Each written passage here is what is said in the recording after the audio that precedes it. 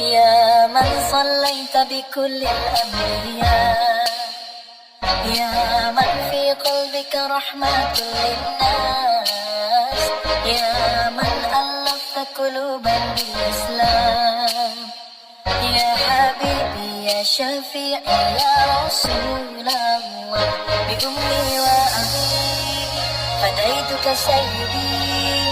صلاة الله